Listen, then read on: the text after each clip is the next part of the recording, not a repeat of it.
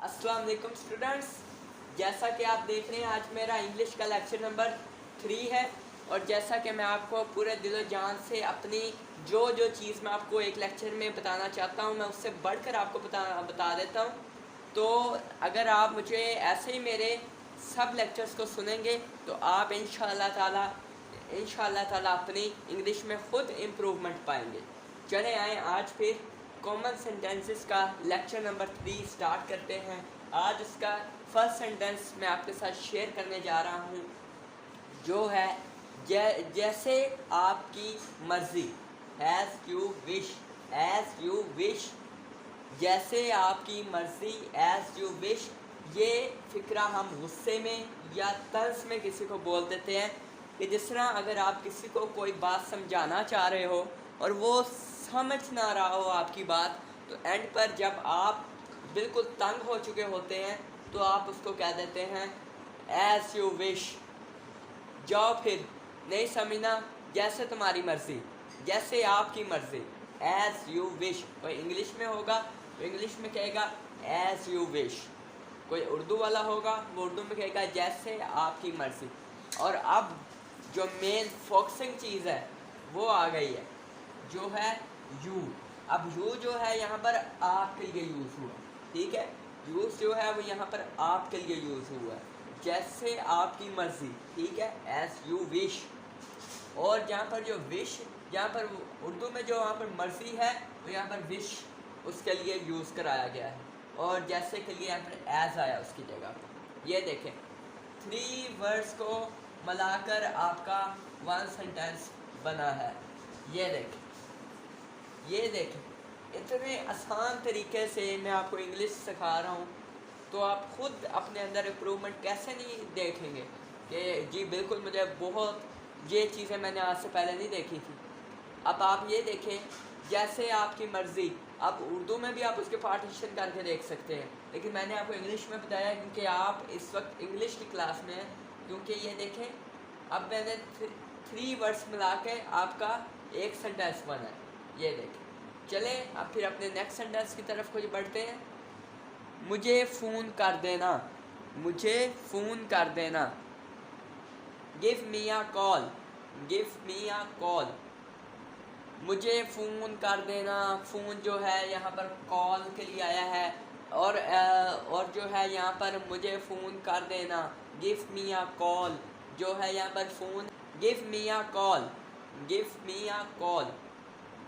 मुझे फ़ोन कर देना, फ़ोन जो है यहाँ पर कॉल के लिए आया है और जो है यहाँ पर मुझे फ़ोन कर देना, गिव मी आ कॉल, जो है यहाँ पर फ़ोन है वो कॉल के लिए इस्तेमाल किया है। मुझे कल के मी और कर देना, मुझे कॉल कर देना, यहाँ पर गिव मी लगा है। और ये देखें, यहाँ पर भी यहाँ पर आपके 2 फ़िक्रे मिलाए गए हैं, पर 2 सेंटेंस मिलाए गए हैं। और ये देखें, ये भी जो है 2 अलग अलग हैं बीच में से। 3 वर्ड्स मिलाकर आपका एक सेंटेंस बनाया गया है।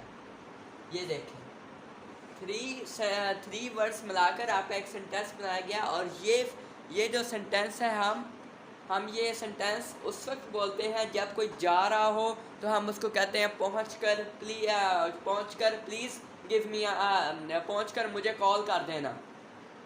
उर्दू में हम ऐसे बोलते हैं पहुँच कर मुझे कॉल कर देना। और जब इंग्लिश में कोई बोलता है तो वो कहता है give me a call, please give me a call. ये देखें, अब इंग्लिश और उर्दू में ये डिफरेंस आ जाता है। और यही अगर आप उर्दू में कहेंगे तो आपका इम्पैक्ट थोड़ा डाउन डलेगा, और यही अगर सेंटेंस आप इंग्लिश में कहेंगे तो आपका इम्पैक्ट थोड़ा बहुत हैवी इम्पैक्ट अगले में पड़ेगा, ठीक है। चलें आए अब अपने थर्ड सेंटेंस की तरफ बढ़ते हैं जो है इसको कबूल करें, इसको कबूल करें।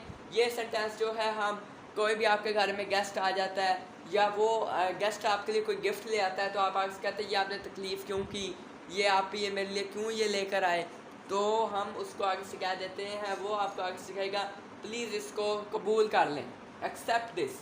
इंग्लिश में अगर कोई इंग्लिश बोल रहा होगा तो आपको कहेगा एक्सेप्ट दिस। कबूल के लिए यहाँ पर एक्सेप्ट वर्ड यूज़ किया गया है और इसकी जगह पे यहाँ पर दिस यूज़ किया गया है, इसको कबूल करें।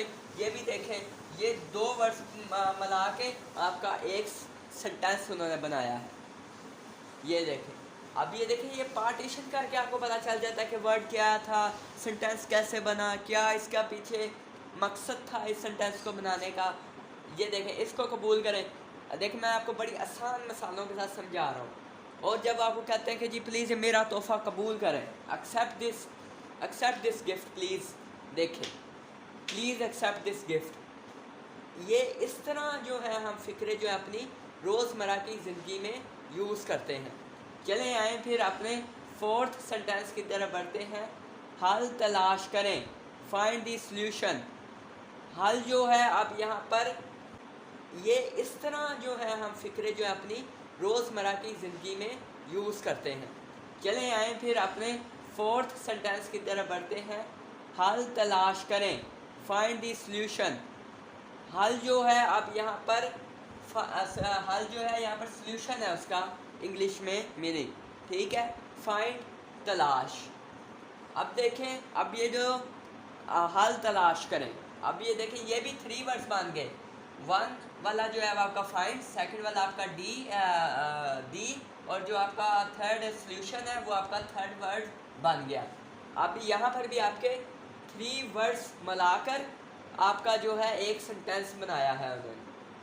ये देखिए, आपका एक सेंटेंस बन गया। 3 वर्ड्स मिलाकर आपका एक सेंटेंस बन गया। हल तलाश करो, जिस तरह हम कह देते हैं मेरे मसले का हल तलाश करो। Find the solution. ये देखें, find the solution my case, मेरे मसले का हल तलाश करो, ठीक है। चलें फिर अपने 5th सेंटेंस की तरफ को बढ़ते हैं। मैं निकलने वाला हूँ। I am about to leave, I am about to leave.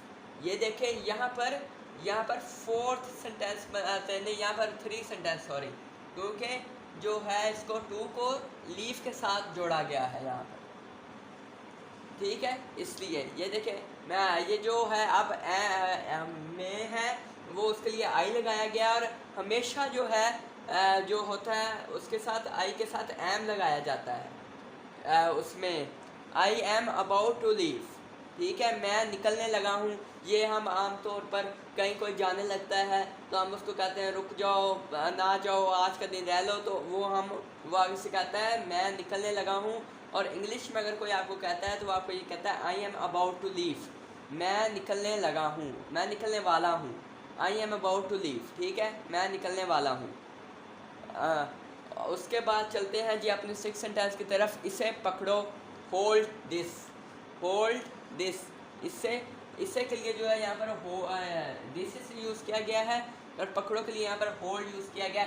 यहाँ पर भी 2 वर्ड्स मिलाकर आपका सिंगल सेंटेंस बनाया है।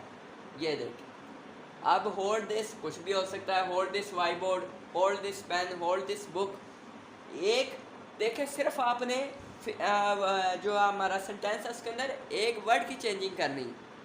अब जैसा ये डस्टर है, मैं कहूँ hold this duster, hold this glass, hold this power bank, hold this mobile, hold this board, this book. एक देखें, सिर्फ आपने जो हमारा सेंटेंस है उसके अंदर एक वर्ड की चेंजिंग करनी। अब जैसा ये डस्टर है, मैं कहूँ hold this duster, hold this glass, hold this power bank, hold this mobile, hold this board, hold this bulb. देखिए, एक से ही मैंने इस वक्त कोई 7 से 8 फ़िक्रात आपके सामने बना दिए हैं। चलें फिर आपने आज के आपकी क्लास के आखिरी सेंटेंस की तरफ चलते हैं। कुछ बोलें, से समथिंग। हम ये किसी दोस्त को भी कह देते हैं, अगर आप कोई बात सुना रहे हो तो आप कहते हैं कुछ तो बोलो यार, लेकिन वो आप उसको फ्रेंडशिप जोन में कह देते हैं कुछ तो बोलो, कुछ तो बोलो, तुम तो बोलते ही नहीं हो। देखें, अब ये मैंने एक फ़िक्रे के साथ आगे 2 फ़िक्रे बन गए। तो जब हम ये कहते हैं कुछ बोलो, हम कहते हैं से समथिंग, से मेरे मसले में कुछ तो बोलो, से समथिंग माई प्रॉब्लम, से समथिंग माई प्रॉब्लम, मेरे मसले में कुछ बोलो, से समथिंग माई केस, से समथिंग माई फाइटिंग, से समथिंग माई फाइट। हम कुछ ऐसा करके अगले को बोल देते हैं। हम किसी दोस्त को ऐसे ही बोल देते हैं से समथिंग माई फेवर, से समथिंग माई फेवर, ठीक है। हम इसको कहते हैं मेरे हक में बोलो, मेरी फेवर में बोलो, ठीक है। कुछ लोग इस तरह भी कर देते हैं कि इंग्लिश उर्दू को मिक्स करके बोल देते हैं, वो भी सही है, वो चले आपका कोई कॉम्बिनेशन बन तो नहीं रहा, लेकिन चले फिर भी हम लोग बना लेते हैं। पर अगर क्यों ना हम ये कहें कि जी मेरी फेवर में बोलो, तो हम वहाँ पर ये नहीं कह सकते से समथिंग माई फेवर। ये एक आसान का आसान फिक्र और इम्पेक्ट आपका जो जा रहा है वो बहुत अच्छा जा रहा है। चलें आज की फिर जो, और सॉरी एंड करने से पहले बता दूं, ये भी 2 वर्ड्स मिलाकर आपका एक सेंटेंस बनाया गया है, ठीक है। कि मेरे स्टूडेंट्स को ये शिकवा न रह जाए कि जी आपने लास्ट सेंटेंस का हमें सही तरीके से बताया नहीं। इसलिए चलें, उम्मीद है कि आपको आज के लेक्चर की बहुत अच्छे तरीके से मेरी समझ आ गई होगी। अगर कुछ आपको समझ नहीं आती तो आप बार बार मुझसे पूछ सकते हैं और बार बार मुझसे मालूमात ले सकते हैं कि सर प्लीज़ बताएं, हमें इसकी ये समझ नहीं आ रही, हमें ये बताएं। क्योंकि मैं जो हूँ, मैं ये चाहता हूँ कि किसी भी लेक्चर में अगर कहीं भी प्रॉब्लम आ गई ना, उससे अगला लेक्चर आपको समझ नहीं आना, इसलिए हमने पहले अपनी प्रॉब्लम्स को क्लियर करना है। चलें ठीक है, फिर नेक्स्ट लेक्चर 4 तक के लिए अल्लाह हाफिज़, दुआओं में याद के रखिएगा।